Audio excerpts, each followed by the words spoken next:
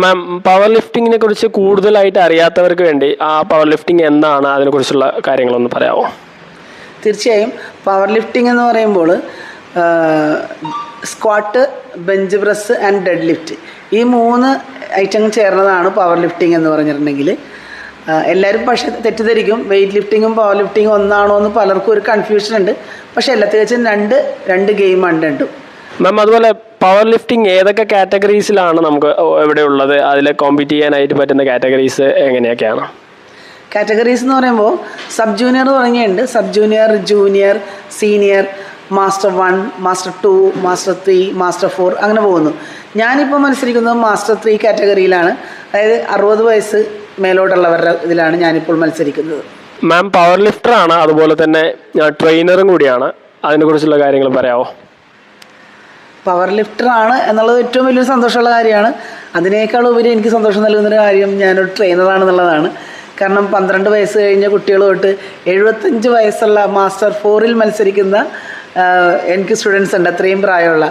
അപ്പോൾ അതിലിപ്പോൾ ഈ കഴിഞ്ഞ മാസം മാസ്റ്റർ 3-ൽ ഒരു ലേഡി റീനി തെറാൻ എന്ന് പറയും, വേൾഡ് പോയി അവർ സിൽവർ മെഡൽ കരസ്ഥമാക്കി വന്നിട്ടുണ്ട്. അതല്ലാതെ 12 വയസ്സ് തൊട്ട് എനിക്കുള്ള ഈ 75 വയസ്സ് വരെയുള്ള എല്ലാ സ്റ്റുഡൻസും നാഷണൽ പ്ലേയേഴ്സാണ്, നാഷണൽ റെക്കോർഡ് ഹോൾഡേഴ്സാണ് എല്ലാവരും തന്നെ. അത് വളരെയധികം സന്തോഷം തരുന്നൊരു കാര്യം തന്നെയാണ്. നാഷണൽ ലെവലിൽ, ഇൻ്റർനാഷണൽ ലെവലിലെല്ലാം കോമ്പറ്റീഷൻസിൽ പങ്കെടുക്കണമെങ്കിൽ കൃത്യമായിട്ടുള്ള പരിശീലനം വേണം. അപ്പോൾ പരിശീലനം എങ്ങനെയാണ് കൊണ്ടുപോകേണ്ടത്, അല്ലെങ്കിൽ എങ്ങനെയാണ് മത്സരത്തിലൊക്കെ പങ്കെടുക്കാനായിട്ട് അവർ തയ്യാറെടുക്കേണ്ടത്? പരിശീലനം എന്ന് പറഞ്ഞാൽ ഇപ്പോൾ നമ്മൾ ജില്ലയും സ്റ്റേറ്റും കഴിഞ്ഞ് നമ്മൾ നാഷണലിൽ പോകുമ്പോൾ നാഷണലിൽ നമുക്ക് സെലക്ഷൻ കിട്ടണമെന്നുണ്ടെങ്കിൽ മത്സരിക്കാൻ, ഇതിനു മുന്നേ കഴിഞ്ഞ വർഷം ചെയ്തിരിക്കുന്ന നാഷണൽ ലെവലിൽ 4th പ്ലേസ് വരെ വന്നിരിക്കുന്നവർ എത്രയാണോ ടോട്ടൽ ചെയ്തിരിക്കുന്ന വെയിറ്റ്, ആ വെയിറ്റ് സ്റ്റേറ്റിൽ നമ്മൾ ചെയ്താൽ മാത്രമേ നമുക്ക് നാഷണലിലേക്ക് സെലക്ഷൻ കിട്ടുള്ളൂ. അപ്പോൾ അത്തരത്തിലാണ് നമ്മൾ കുട്ടികളെ പരിശീലിപ്പിക്കുന്നത്. അപ്പോൾ നമ്മൾ തീർച്ചയായിട്ടും കഴിഞ്ഞ വർഷത്തെ നാഷണൽ റിസൾട്ട് നോക്കും. അതിൽ 4ാം സ്ഥാനം അടിച്ചിരിക്കുന്നത് എത്രയാണ്, അവരെത്ര ടോട്ടൽ ചെയ്തു, ആ ടോട്ടൽ എടുത്തിട്ടാണ് അതുവരെ എത്തക്കത്ത രീതിയിലാണ് നമ്മൾ കുട്ടികളെ പ്രാക്ടീസ് ചെയ്യിക്കുന്നത്. മാം, പവർ ലിഫ്റ്റിങ്ങിൽ ഇതുവരെയുള്ള നേട്ടങ്ങൾ എന്തൊക്കെയാണ്, അതിനെക്കുറിച്ചുള്ള കാര്യങ്ങൾ പറയാമോ? തീർച്ചയായും. 2017 മുതൽ ഞാൻ മത്സരിച്ച് തുടങ്ങിയിട്ട് എല്ലാ മെഡലുകളും ഗോൾഡ് മെഡലുകൾ തന്നെയാണ് കരസ്ഥമാക്കിയിരിക്കുന്നതെന്ന് എനിക്ക് പറയാം. അതോടൊപ്പം തന്നെ 2018 ഞാൻ ഏഷ്യ പവർ ലിഫ്റ്റിങ്ങിൽ മത്സരിച്ചിരുന്നു.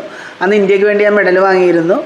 ഇപ്പോൾ ഈ കഴിഞ്ഞ മാസം ഉണ്ടായിരുന്ന നാഷണൽ ചാമ്പ്യൻഷിപ്പിൽ വരെ റെക്കോർഡ് ഇട്ടാണ് ഞാൻ ചെയ്തിരിക്കുന്നത്. അത് ഏകദേശം ഉണ്ടായിരുന്ന റെക്കോർഡ് തിരുത്തി ഞാൻ റെക്കോർഡ് ചെയ്ത് പിന്നെ വീണ്ടും എൻ്റെ റെക്കോർഡുകൾ ഇത് മൊത്തം ഒരു 17 റെക്കോർഡുകളും ഞാൻ ബ്രേക്ക് ചെയ്ത് ഫൈനലി ഞാനൊരു മാസ്റ്റർ 3-ൽ ഒരു പുതിയ റെക്കോർഡ്